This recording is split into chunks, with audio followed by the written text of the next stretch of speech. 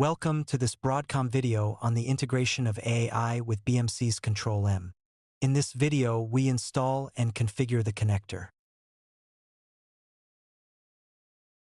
The purpose of AAI integrations is to acquire two types of data from the scheduler, events and definitions. In this video, we install the connector. This is a Broadcom technology called the connector framework, which supports several schedulers. We'll go through the various elements, install and config files, and the log. We'll perform the installation on Windows, and then provide the commands for Linux. The procedures are identical. Finally, we'll create a scheduler connection in AAI's web UI to complete the setup. We have three systems: the AAI server host, the Control-M host, and a third system for the connector. Once installed, a batch file executes. This prompts us to configure the connection to the AAI system. The values are stored in a config file called application.yaml.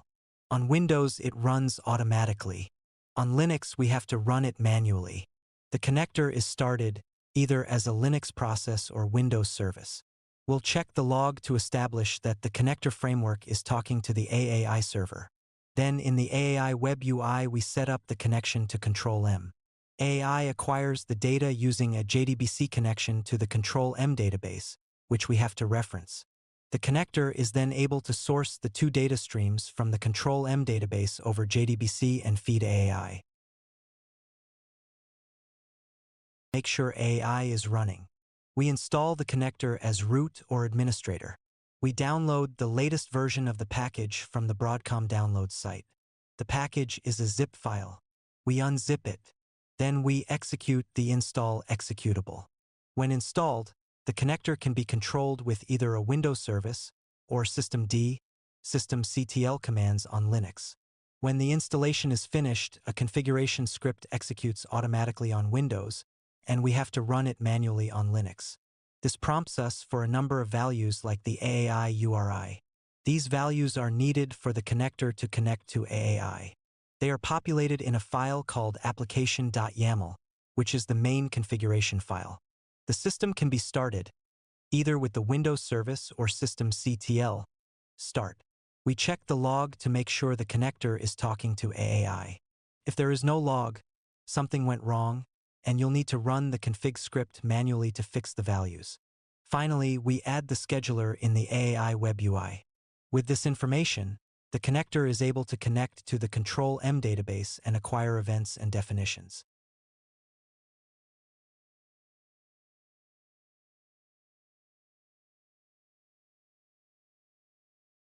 We run the installation as administrator. This is our zip file. It should be labeled for the appropriate scheduler. We unzip.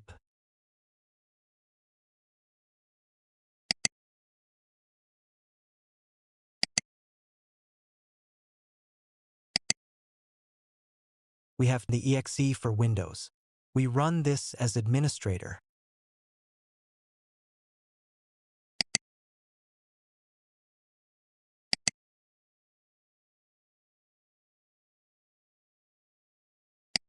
Specify the location of the installation and accept the shortcut prompts.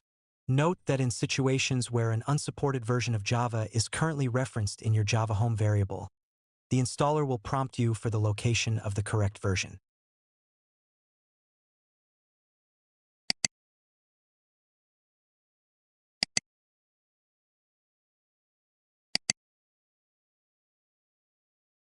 The connector was installed. The setup config script starts.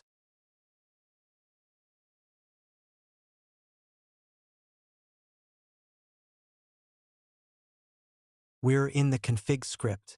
We press enter to continue. Note the message. You'll recognize this when we show the actual script at the end. The first prompt is the AAI server URI. Ignore the default. Instead, type the host name of the AAI host and the HTTP port, which is 8080. Next, enter the connector name. These names are important. When you create the scheduler connection, you'll have to select it in a drop-down list in the AAI web UI.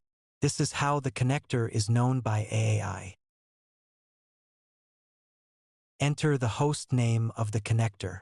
This name has no real incidence on the overall setup, since the connector does not rely on this information for network connections. But it is added to the AAI database, and so we enter the proper host name. The next prompt is the key password for situations where you're securing the connector with TLS SSL. We are not, and so we can ignore this. TLS will be covered in another video. The next prompt is the AAI username. This is the user and password that we use when logging into the AAI web UI. When setting up for testing, you can use the defaults. However, when deploying in production, if you maintain different schedulers, it's important to create a dedicated user account for each scheduler connection. Using a single user account could block all scheduling connections if, for any reason, a lock happens on that account. The domain is JAWS. Enter the location of the log. The default is logs in the main file system, which is fine. Provide sizing and rotation values. You can always adjust these later on, based on data volumes processed by the connector. The default value rotates the log at 10 megabytes. Enter the log max count. The default keeps a maximum of 5 logs.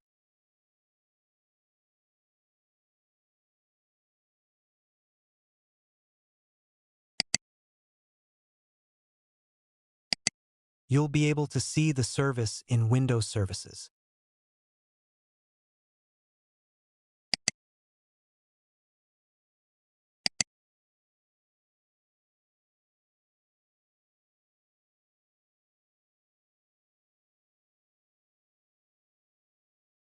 The connector was configured to communicate with AAI. We check the application.yaml file.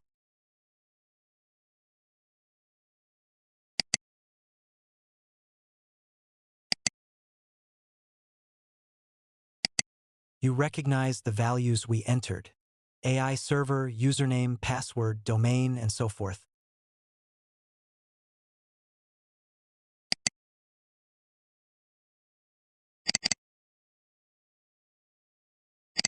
The log tells you that the connector is communicating with AAI and received 0 scheduler. This is entirely consistent with the current situation.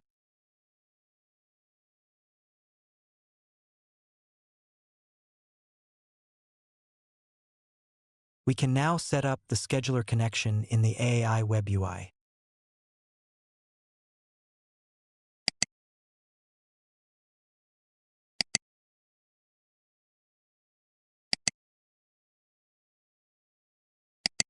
We name the connection and it's your choice. Then we select the appropriate scheduler.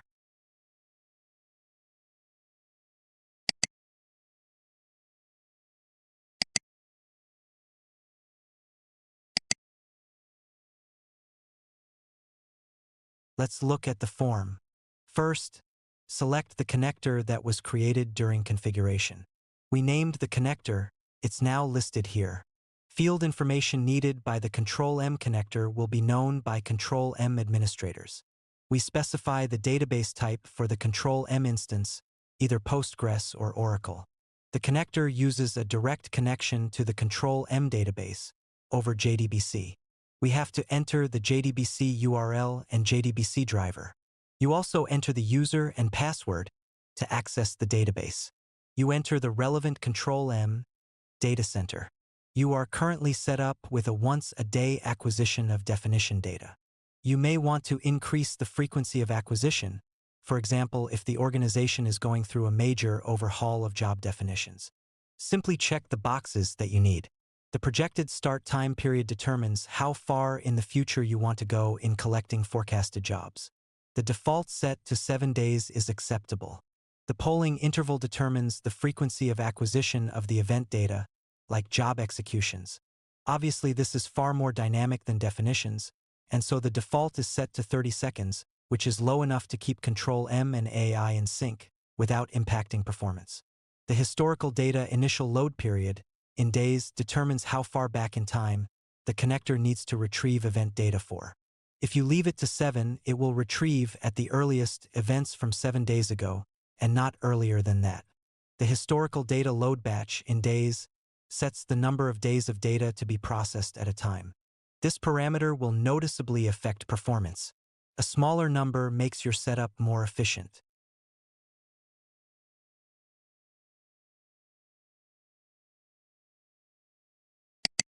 Assuming your configuration is correct, AAI will be acquiring data from the scheduler after a moment. The status will say on time, which means everything is working well, or behind, which means there is substantial volume of data to import and AAI needs more time. If after a few minutes the status is locked on behind, then check the log, you might have a configuration issue. You might also want to restart the connector if you're confident your configuration is accurate. This will resolve the issue of the status not changing. As a rule, this connector checks the scheduler definition on a 5-minute cycle. So you may need to wait up to 5 minutes for an update to be reflected in the environment.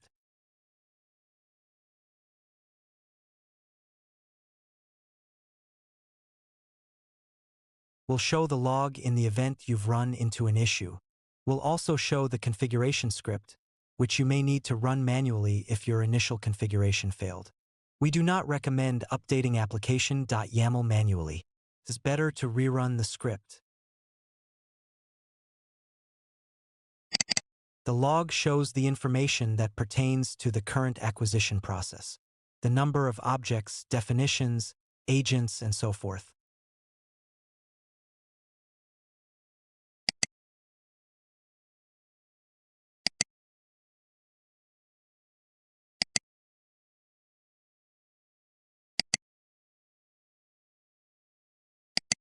This is the configuration script.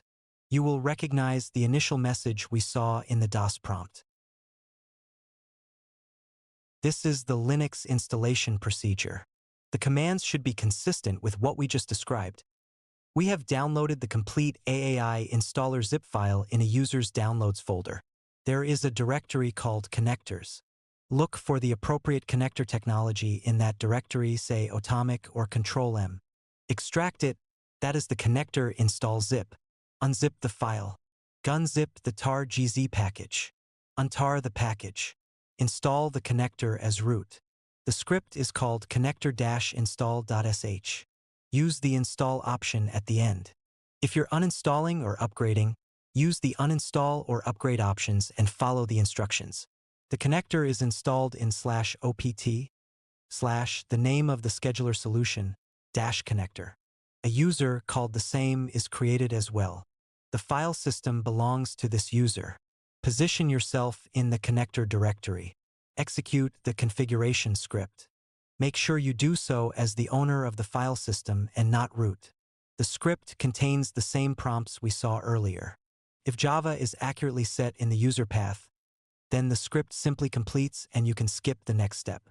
If not, you are prompted for the full path of the Java command. Only then can the script execute and complete.